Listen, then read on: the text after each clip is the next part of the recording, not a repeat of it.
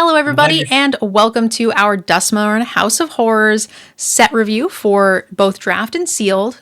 We've got Yanks on the call. How you doing, Yanks? Good. How about you? Good, good. Are you excited for Duskmourn? Should be interesting. Concept of an entire set, like set in single house, is strange. See how that goes. It is strange. I miss Bloomborough already. We only had like 53 days between Bloomborough and Duskmourn, and I'm really sad about it. I know there's like not cute animals running around with knives. Now they're scary.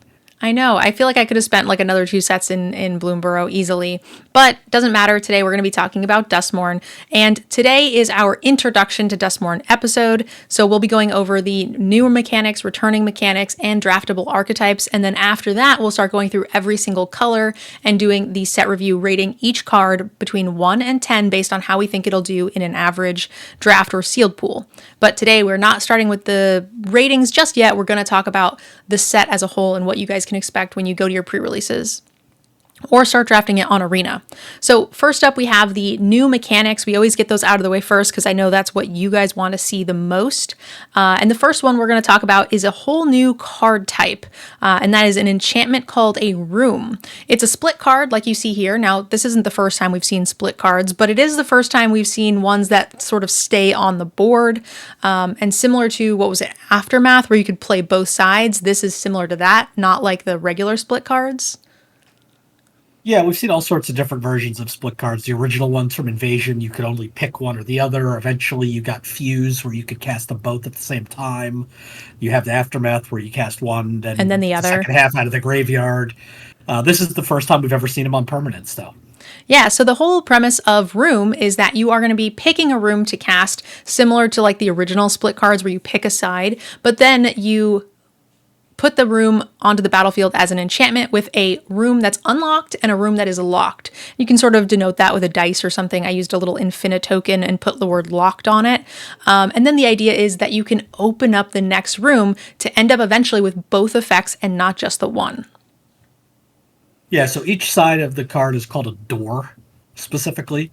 And because there are lots of things that affect when you unlock a door or fully unlock a room, which means both sides are unlocked. So it'll be interesting. There's definitely room/door matters type things in this set. Yeah, and so the cool thing about it is depending on what is more useful for you, you can pick and choose which door to open first. If you have no creatures in your hand, then maybe you just want to untap so you can have attackers and blockers. But if you have a handful of creatures, then being able to convoke is more important. And the other cool thing is a lot of the rooms sort of go hand in hand where they help each other. So having, for example, this room allows you to attack, untap, and still have convoke stuff, or vice versa. It's just a pretty neat thing that allows you to build up over time, similar to like a class would be a good example, where it's like a thing that comes into play but then gets better over time.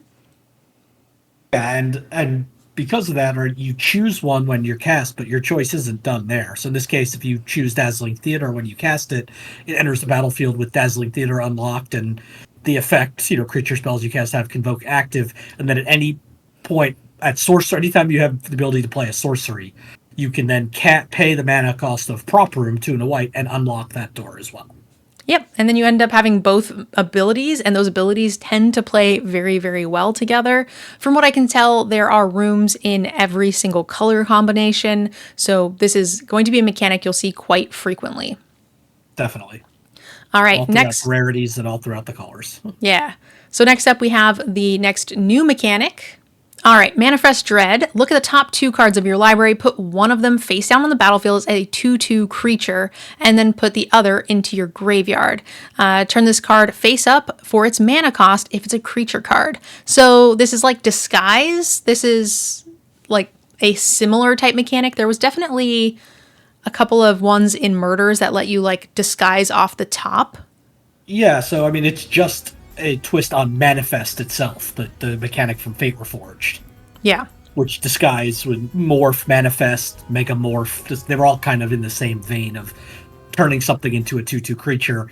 Manifest just pulled it straight off the top. Here you get to choose to. Yeah, it is just strictly better than a Manifest. You can, put creatures, make sure you incentivize or make sure you focus on putting creatures face down. It also fuels your graveyard, which is going to be super relevant, I think. We've been doing a lot more graveyard interaction, especially in Limited lately. So I expect this to be a pretty powerful mechanic. Yeah, it fuels one of the returning mechanics we'll talk about in a little bit, Delirium, which is a theme in this set as well. There is, like, one of the pre-con commanders is also just all manifest and gets benefits and bonuses for flipping cards up. So we'll see if maybe there's a little bit of the flip up mechanic in here as well. But we won't know until we get closer to Simic. Manifest has the sort of weird rules text that very few things have in this format, with more, like, in this game, like Morph, in that it doesn't use the stack. Mm-hmm. The ability to flip the card up does not. Like, anytime you have priority, you can just do it, and they cannot respond to it. Yep. It's kind of strange. It doesn't enter the battlefield, it just turns up. Now here's a question for you. If you have a creature that says, turn a creature face up, they can respond to that trigger. Yeah, if it's like when this enters battlefield, turn something face up or something like that. Yeah, or pay 4 mana to turn a thing up and do a thing. Yes. Yeah. Yeah. Okay, let's talk about survival. That's the next one. So survival at the beginning of your second main phase. If this is tapped, that will change depending on the card. You may search your library for a card. If you do, put that into your graveyard, then shuffle. So I'm wondering, I didn't take too much of a look at all of the different cards of the set yet. Obviously, we do that during the set review. But I wonder if this is going to be sort of like, what was that dang mechanic, like assist, where each one is just completely different? So every single result everyone I looked at is different. It is always at the beginning of your second main phase if this is tapped. Yes. But then the thing that it does... The thing is different on every card. What was that ability called? It was called like Alliance or something. It was... yeah, there's a number of those. Like, like Landfall, right, is your typical one. Yes. Right. They're just ability words that just signify when X happens, pay attention because something else happens. Yeah, there was like a similar to Landfall. There was like a creature Landfall one where it was like when a creature ETBs do a thing. I forget what that was called though, but I think Landfall is just a better, more common example for sure. So this one is going to be fueling your graveyard. Maybe they're giving +1/+1 counters. Maybe they're doing something, whatever the archetype is. I imagine that will make survival pretty usable across all archetypes throughout the limited format. So that's going to be interesting to look out for. And it's going to be hard to remember all the different things that they do. Yeah, and there are some cards we'll see as we go through the set review that lets you tap your own creatures for things. Doesn't care. It's survival, makes it seem like you have to survive combat. You don't. You just have to be tapped in the second main phase. At the start of the second main phase. So Convoke, we saw, that lets you tap your creatures. Vehicles, things like that, ways to cheat it. Yep. Okay, let's go ahead and move on to the next one. It's called Eerie, and we have Erratic Apparition. So Eerie, whenever an enchantment you control enters the battlefield, you fully unlock a room. And this gets +1/+1 till end of turn. So I'm guessing Eerie is just going to be unlocking rooms? So Eerie's... It's both. It's anytime an enchantment enters the battlefield or you get both doors of a room opened.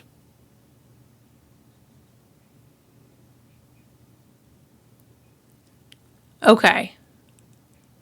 So again, I forget the mechanic we had for like Theros Beyond Death for like. I misread this one specifically. I thought it was when an enchantment enters, you unlock a door.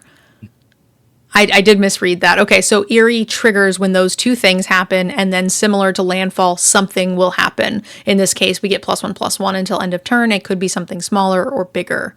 Huh. Yep, and it's fully unlock a room. So like every room can kind of get you 2 triggers because you get one when it first enters the battlefield, the enchantment, and then when you open the second door and fully unlock it, you get another one.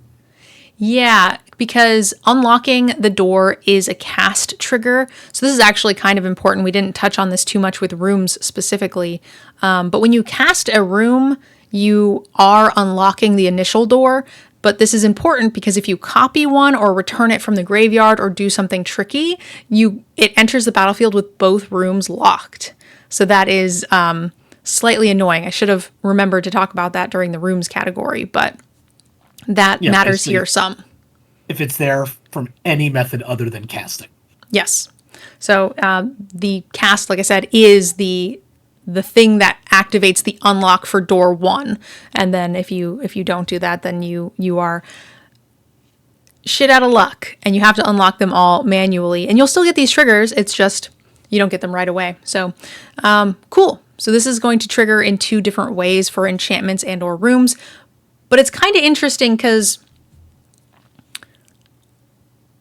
you get 2 triggers here when you cast your room, right? Whenever an enchantment control enters and, whenever you fully unlock. Never mind. Yep. Both halves have to be open. Yeah. So you could cast it and unlock the other door and you would get +2/+2. Yep. But that's a lot of mana. But I think that's still probably fine in the late game. Interesting. This is a cool mechanic. I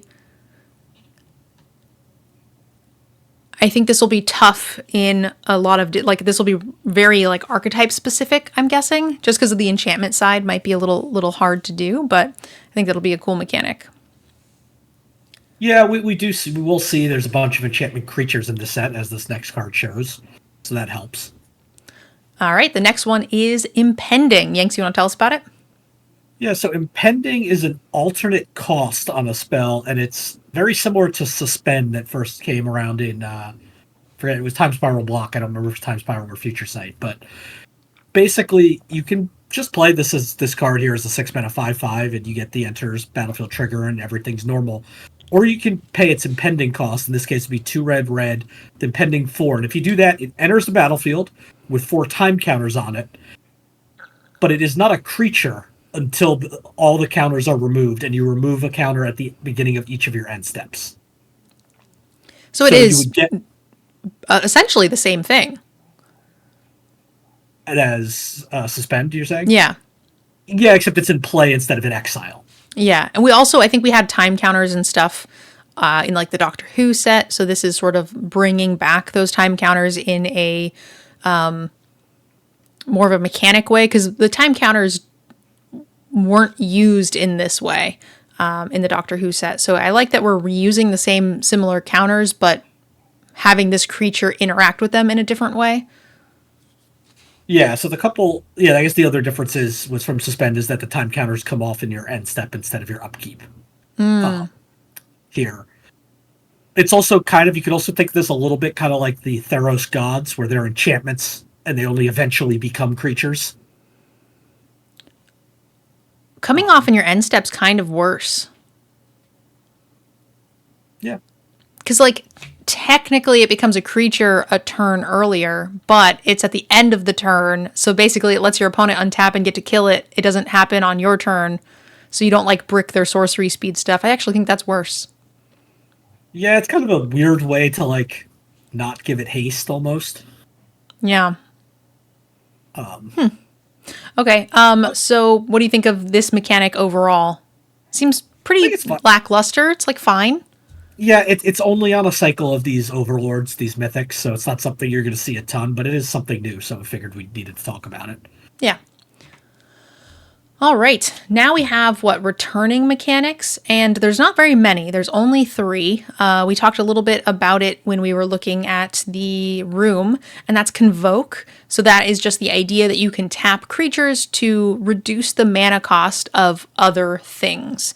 So for example, this particular creature has Convoke itself, and it says your creatures can help you cast this. Each creature you tap while casting this costs 1 colorless or 1 mana of that creature's color less. So essentially you can cast this for 2 if you can tap 3 tokens or something. Or you can tap it for 0 if you can do 2 white creatures and 3 of something else. So if you can untap creatures, it's really relevant. If you guys can make a lot of 1/1s, again, really relevant. But this is a returning mechanic we've seen a ton. I don't know, Yanks, you're the expert. When was the first time we saw Convoke? It's a lot in the Ravnica sets. Yeah, I believe it was first the Selesnya mechanic in the original Ravnica block in Ravnica City of Guilds. Yep. But we've definitely seen it a number of times since then. Obviously, at Court of Calling, you saw in Magic 2015. It was in Future Sight. Came back in Guilds of Ravnica, and it's been in some of the Modern Horizon sets. Yep. I think we saw it very recently in the most recent Modern Horizons 3 set, right? I think I remember playing it. Yep. Next up, we've got ley lines. This is a cycle of enchantments. They basically just say if it's in your opening hand and you may begin the game with it on the battlefield, allows you to just cast it on turn 0. A set of busted cards in Constructed for many, many years. Typically not limited playable, and I haven't read this yet, but it has Wooburg in the cost, so I'm assuming it's still not limited playable. But, here they are. It feels like these were put in there just as kind of an excuse to reprint Leyline of the Void. Yeah, probably. I don't know. I'm trying not to Wooburg in most of my limited decks. Yeah, I think there's a sort of a casual crowd that does enjoy ley lines, I'm sure, as like some random commander thing. So as a Boros player, I do not appreciate your white ley lines. That one is not being reprinted here, so you're okay. I still have to deal with it. Stupid gurgle. Next up, let's talk about Delirium. In the Resurrected Cultist, this card has Delirium 2 black. You can return the cultist from your graveyard to the battlefield with a finality counter. Activate only if there are 4 or more card types among cards in your graveyard. Activate only as a sorcery. So this is... What's the stupid red card? The 1/1. It's like at least it was a major like Pioneer deck for a minute. Dragon's Rage Channeler. Yeah, Dragon's Rage Channeler, GRC. Unholy Heat. Yep. Yeah, that's the cycle of cards. This is a return thing. And this is going to be really helpful when you look at mechanics like Manifest Dread, where you're like getting a bunch of extra stuff into your graveyard. Yeah, so the last couple mechanics we saw, Convoke and the ley lines, are on a couple of cards, all kind of rare and mythic, not huge players in the set. Delirium is a large player in this set. Yeah. One of the draft archetypes is based around it. It's at all rarities. You're going to see it a lot. We first saw Delirium in Shadows over Innistrad and Eldritch Moon. I think, probably the number of cards with the one, at least that springs to mind for me, is Ishkana, the kind of spider that made extra spiders. Yeah. So, it's primarily like a green-black type mechanic, but I think it appears in red as well in this set. So. Whenever you see Delirium, it's pretty heavy, just because you need some synergy, you need some graveyard stuff, and then you can't just have one card in the set that pays you off for it. Unlike, I don't know, a landfall card or something, which will usually just be fine by itself, even without a lot of landfall support. Delirium, you kind of need the support to get the cards into the graveyard, and then once you've done that, you need a handful of things to do with those cards. Otherwise, it just wasn't worth the time to do it. So I do expect to see a fair amount of it throughout the set, and kind of bleeding into all of the different color pairings as well. What do you think of Delirium overall? I'm pretty on the fence about it. I've never loved it. It's a pretty awkward paper mechanic, just having to keep track of and like asking to see their graveyard and check card types. Yeah. It's not the easiest one to keep track of. I remember like in that limited format, I would keep a die by my graveyard with the number of number of card types in it. Another cool thing to remember, guys, is your Delirium is not just one card for one card. So if you have an enchantment creature, it kind of counts as 2. So pretty relevant. This also counts as a creature. So if it's your only creature in your graveyard and you return it, you had Delirium when you activated it, I think, right? Yeah, you had it so when you activated it. Even though after activating it, you no longer have Delirium, that's okay. So I don't know. We'll see. I don't know. The more I look at these cards, the less excited I am, and I want to go back to Bloomburrow. All right, so the next up is our draftable archetypes. They seem pretty straightforward, so there isn't going to be a lot of surprises here. But let's start with the Azorius, the white-blue. We have the Eerie mechanic, and it's this sort of tempo go-wide deck. And it's going to have a lot to do with enchantments as well. So you see your signpost card here. It says enchantment spells. You cost 1 less to cast, and you can also unlock rooms at 1 less mana as well. So it's going to help you cast your rooms. It's going to help you unlock those rooms. And then, as we saw earlier, the Eerie blue uncommon we looked at has the sort of enchantment-y payoff cards. So I think we're going to be going pretty small with all of those enchantments to sort of back up and boost all of those small creatures. Yeah, there's also a slight Glimmer, which is a new creature type theme in this set. I'm not sure if there's a lord or something, but there's a lot of things that have to do with glimmers as well. It's a fox glimmer. It's so cute. This will probably be my favorite card in the whole set just because it's the one thing that's not ugly. I'm not much of a horror person myself. Next up, let's talk about the Demir, the blue-black, and we've got the sort of Eerie control. And it's going to be returning creatures from your graveyard to your hand, which is sort of Demir control-y, so no surprise there. This says Eerie whenever an enchantment you control enters the battlefield, or whenever you fully unlock a room, you can return this card from your graveyard to your hand. Yeah, it's a very similar archetype to the last one, just it's trying to play for in terms of like focusing on enchantments and rooms and the Eerie mechanic. It's just trying to go for the long game rather than tempo you out.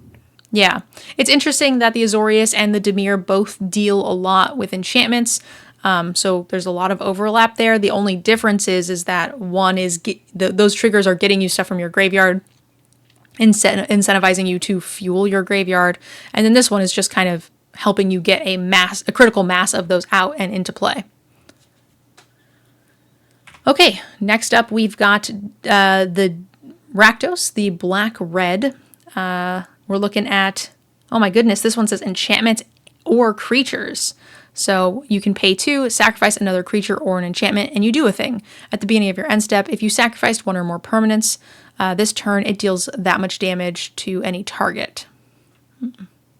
Yeah, we know it's intrinsically it's your typical Rakdos sack archetype, but we've seen this a few times recently where we've had like creature or artifact in sets that cared a little bit about artifacts.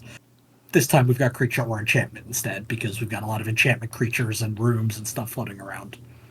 The last time we saw a good like Rakdos sack mechanic was what, Kamigawa? Yeah, when you had like Oni Cult Anvil and things like that. And some other little nasties. Like Black Cat Witch's Oven. Yeah. That was the other set, the Eldraine. Well, and AFR, of course. Where it was just that was different because that was not a true sack deck. That was a steel sack deck. That was steel and sack. Yeah. If you didn't have the steel cards, you didn't sack anything. Like that was not a true theme. Whereas that is much different than Oniko Anvil. Agreed. Infinitely more infuriating. Yeah. It's hard for me to imagine that you're going to have enough things to sacrifice, but we just won't know that until we get closer to the set. But so far, of the 3 we've looked at, this is, I think, my least favorite so far. Yeah, me too.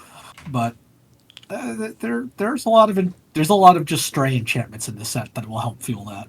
Yeah, and like we saw in, what was it, the second Eldraine set, where there was like those come into play, draw a card, or make a 2/2, and then you sacrifice, when they get sacrificed, you do another thing. So maybe if you have a lot of like enchantment support like that, where you're getting those value pieces very easily, then maybe. Next up, we have the Gruul. We've got the Wildfire Wicker Folk. Okay, as the signpost. It's a scarecrow. That's pretty cool for a spooky set. I like that. And it has Delirium, so that's going to be our major mechanic here. It's going to work with Delirium, big stompy creatures, artifacts, and enchantment creatures as well.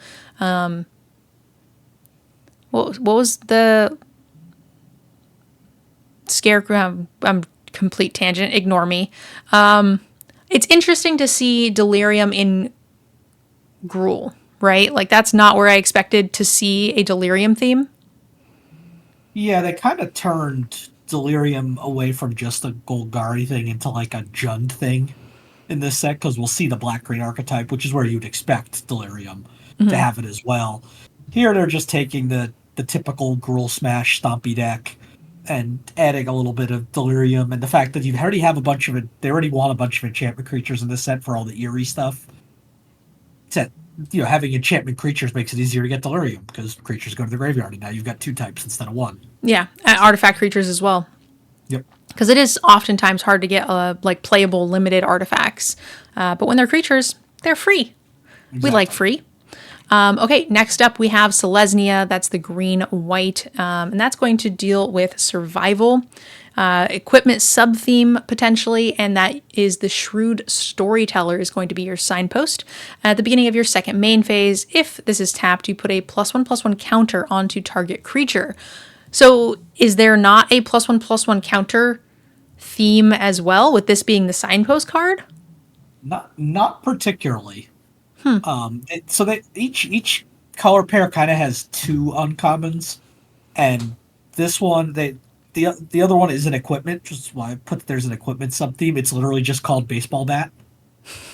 And what it does is it lets you tap other things when you attack with the like it's what it's equipped to. Yep.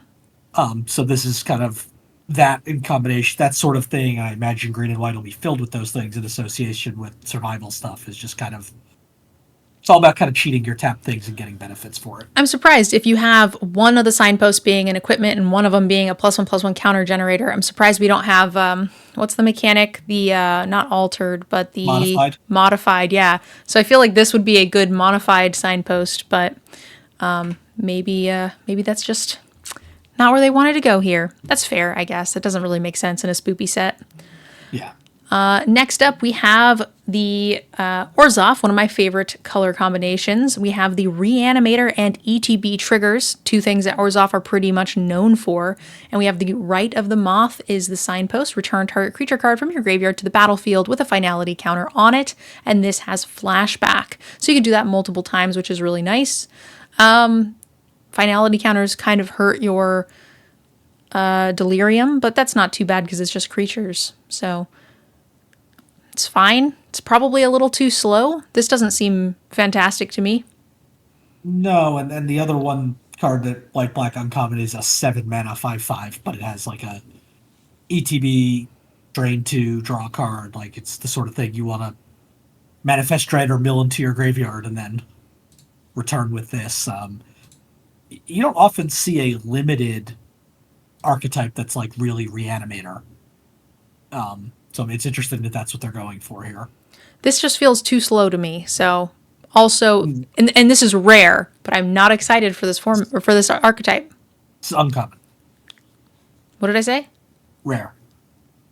No. I'm saying it's rare that. Are you being? Oh, that you're not excited for. I thought you meant this card was rare. I'm like, no, it's not. No. It's rare that I'm not excited about Orzoff.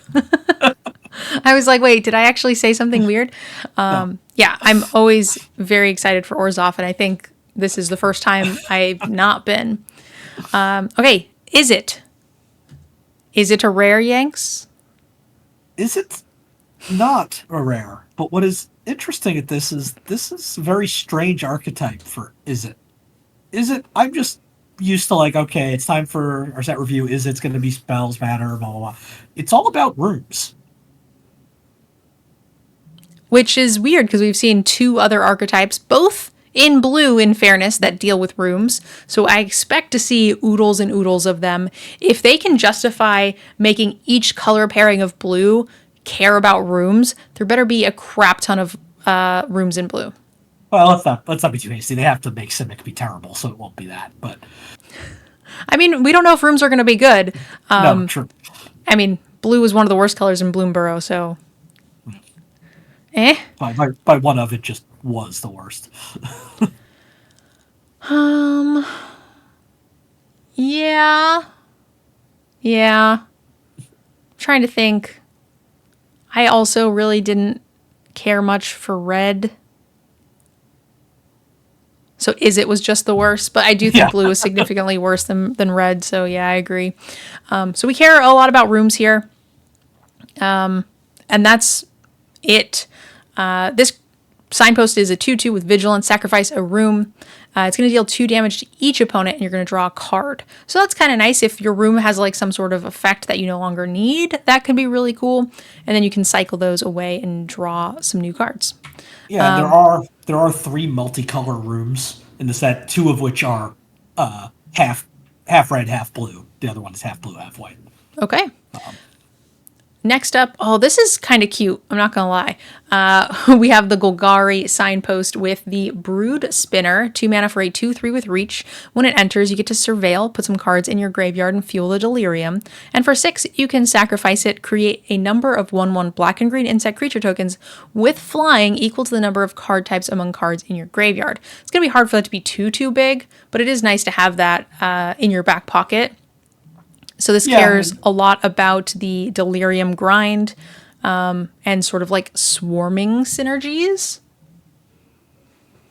Yeah, I mean, you're mostly got like, what, creature instant. Maybe you can get this to like 5 if you're lucky.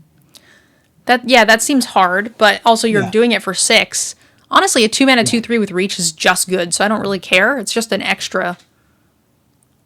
Yeah, like the other multicolor kind of uncommon for Golgari is just a 4 mana kill spell that just costs 2 less if you have Delirium. Yeah, I mean, this feels like a strong card even if you don't have the synergies, and even if you end up like late game making like 3 or 4 1/1 flyers, you're pretty happy. Definitely. Yep, this seems like a good card. And finally, oh nope, second to last, we've got the aggro Boros. It cares about toys and power 2 and less. So we have Arabella Abandoned Doll, 2 mana for a 1/3 toy.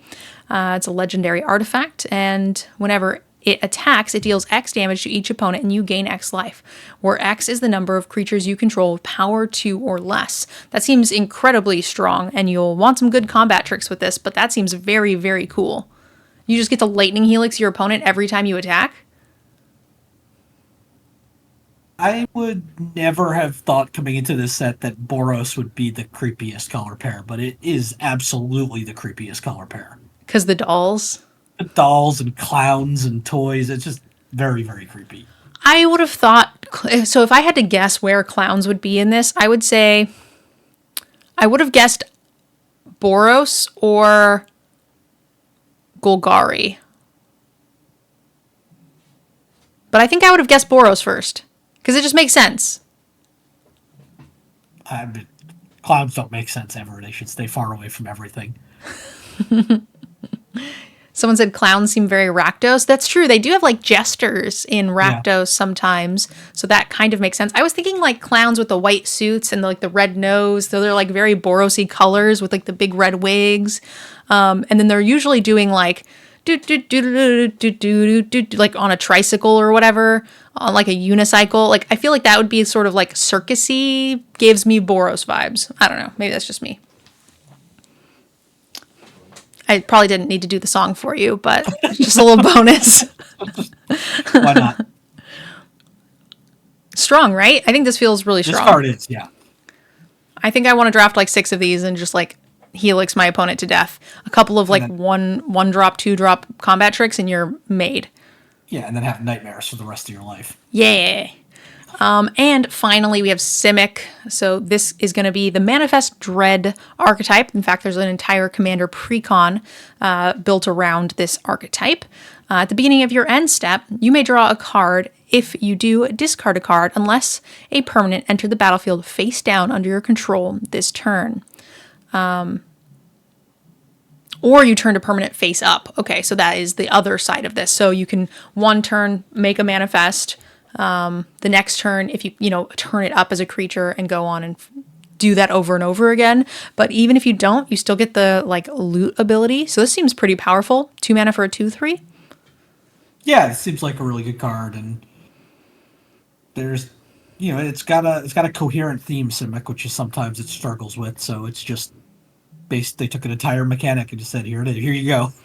Nothing else is really focused on Manifest Dread. There are others that like the graveyard aspect of it, but I think this will be stronger. I think this Simic will be stronger than we typically see. Yep. This seems a little bit lower to the ground, which is exciting for me. Sort of like the frogs. I feel like the frogs were pretty strong. I think this will be good. I'm excited for this mechanic. Yeah, I think it should be good. All right, Yanks, what do you think about Duskmourn? Are you excited? I'd still rather be back at Bloomburrow, honestly. Yeah, I mean, that's the thing, I guess. I'm not excited about these cards, but the Bloomburrow draftable archetype, it was very fun, but it lost its replayability. Like, there was no, it was not flexible. Like you had to find a lane and you were in your lane, and like you cared more about being in a lane than you did about drafting good cards. You had to be bunnies. You had to make bunnies. You had to find bunnies, and you're passing like just strictly better cards to make a synergy. And that led to a lot of not unique decks. I drafted the same deck over and over and over again, and you couldn't branch out. You got punished for any sort of splash. And so that was a little boring. So I'm excited to see if this maybe spices it up a little bit. I feel like Bloomburrow did get kind of boring, even though I was excited to be there.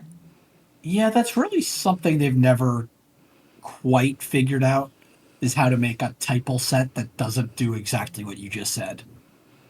Like Ixalan, original Ixalan did that, where you were vampires, you were pirates, you just got locked in.